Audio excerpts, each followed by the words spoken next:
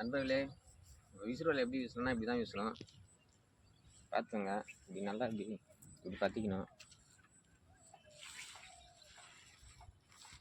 இப்படி பிடிச்சி இப்படி சென்டர்லேருந்து கொஞ்சம் எடுக்கணும்.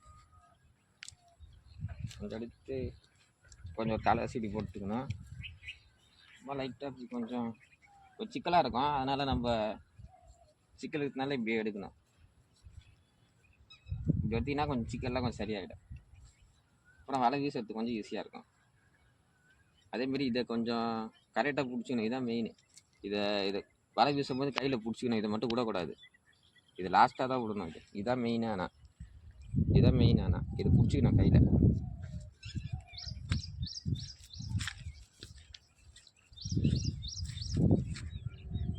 ஓகேவா? பார்த்தீங்கன்னா நான் எப்படி கையில் பிடிக்கிறேன்னு பாருங்கள். இந்த மணியை இப்படி பிடிச்சி இப்படி இழுத்து விடணும். இதேவா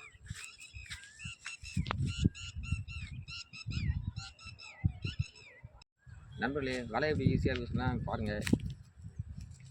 இப்படி கொஞ்சம் பிடிச்சிங்க, இப்படி கொஞ்சம் கொஞ்சமாக பிடிச்சா தொட அளவு தான் இருக்கணும். அப்போ தான் உங்களுக்கு போடுறதுக்கு நல்லா கரெக்டாக இருக்கும்.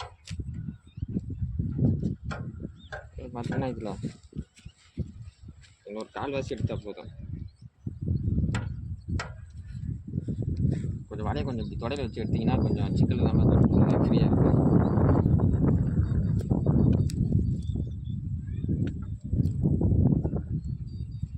இது எதையும் போட்டது வலை, அதெல்லாம் நல்லா பில்லுகள்லாம் மாட்டிடுச்சு. அதேமாரி கரெக்டாக இதை பிடிச்சிக்கணும்.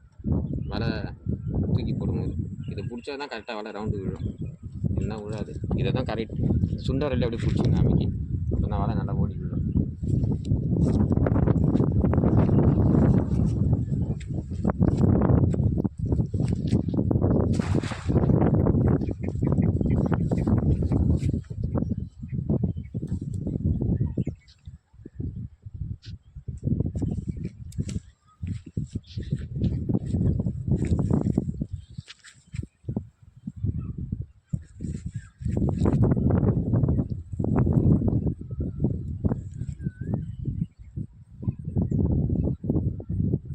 கொஞ்ச நேரம் விட்டால் போதும், வலை உள்ளே போய்டும். நம்ம கொஞ்சம் பொறுமையாக இழுத்துக்கலாம்.